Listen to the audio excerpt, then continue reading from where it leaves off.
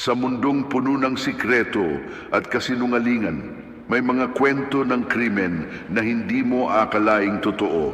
Mga kwento ng kasakiman, pagtataksil at hustisyang matagal bago makamtan. Dito sa Dark Side TV, ilalantad natin ang madilim na katotohanan. Si Ronald at Christina, magkaibigang dalaga na parehong nangangarap ng mas magandang kinabukasan. Kilala sila sa kanilang komunidad bilang masayahin, simple at palaging magkasama sa lahat ng lakad. Ngunit isang gabi, nang magpaalam lamang silang dadalo sa isang sayawan sa kanilang barangay, hindi nila alam na iyon na pala ang magiging simula ng isang trahedyang hindi malilimutan ng kanilang pamilya at mga kaibigan. Noong gabi ng Agosto 23, 2025, natagpuan ang katawan ng dalagang si Christina sa isang creek sa Davao. May mga saksak sa iba't ibang bahagi ng kanyang katawan at kapansin-pansing nagkaroon ng matinding paglaban bago siya binawian ng buhay. Samantala, ang kaibigan niyang si Ronald ay natagpuang sugatan, ngunit kritikal ang kalagayan. Agad siyang isinugod sa ospital matapos na masaksihan ng mga residente ang takbuhan at sigawan mula sa lugar ng sayawan.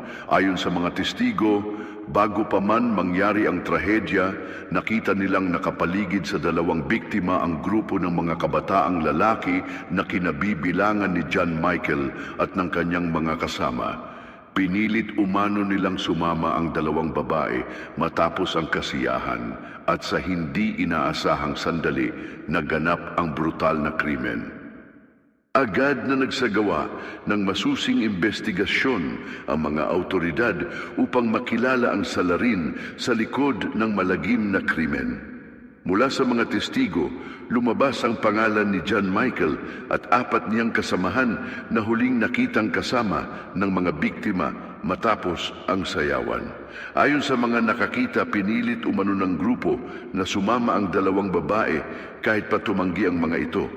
Nang masuri ng mga pulis ang lugar, natagpuan ang ilang gamit ng mga biktima, kasama na ang basag na cellphone at dugo ang panyo na naging bahagi ng ebidensya.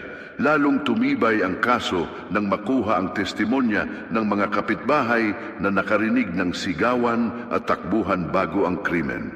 Sa follow-up operation, naaresto sina John Michael at kanyang mga kasama. Sa kanilang interogasyon, halatang nagkakaila ang ilan, ngunit kalaunan may ilan ding nagturo kung sino ang tunay na sumaksak. Ang motibo? Ayon sa mga investigador, posibleng kombinasyon ng lasing na kagustuhan, pang-aabuso at kawalan ng respeto sa buhay ng iba. Dahil sa mga ebidensya, testimonya ng mga saksi, mga gamit na nakuha sa crime scene at pahayag ng mismong mga suspek, formal na kinasuhan ang 5 ng casual murder at frustrated murder. Masakit, pero kailangan nilang harapin ang katotohanan. Para sa pamilya ng mga biktima, isang bangungot ang naganap. Hindi nila akalaing ang simpleng paalam para dumalo sa sayawan ay mauuwi sa pagkamatay at pagkasugat ng kanilang mahal sa buhay. Sa korte, isa-isang humarap ang mga suspek. Habang mariin nilang itinanggi ang akusasyon, malinaw naman ang mga ebidensya at testimonya na nagsasabing sila ang responsable.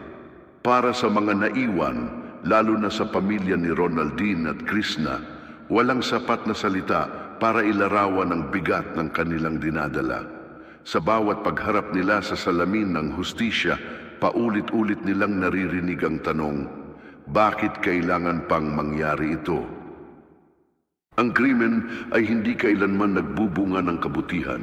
Sa huli, ang kasakiman, kahalayan at galit ay nauuwi lamang sa pagkawasak ng buhay at pangarap.